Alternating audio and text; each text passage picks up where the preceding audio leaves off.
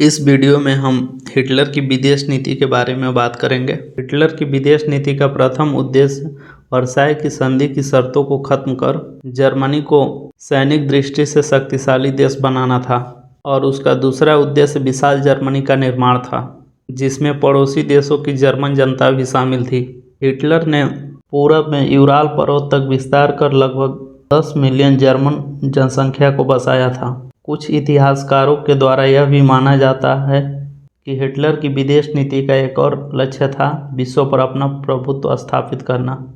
Hitler की विदेश नीति को हम 3 चरणों में समझ सकते हैं। प्रथम चरण 1933 से 1936।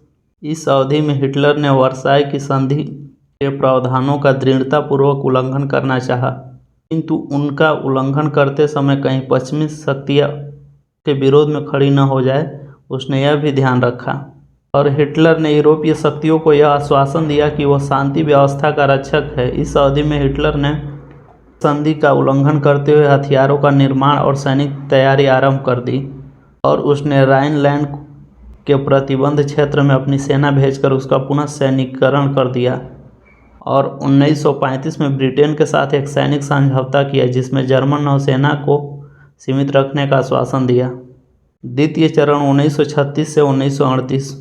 इस काल में उसने अपनी विस्तारवादी नीति को जारी रखते हुए वर्साई की संधि के कुछ अन्य प्रावधानों को भी उल्लंघन किया।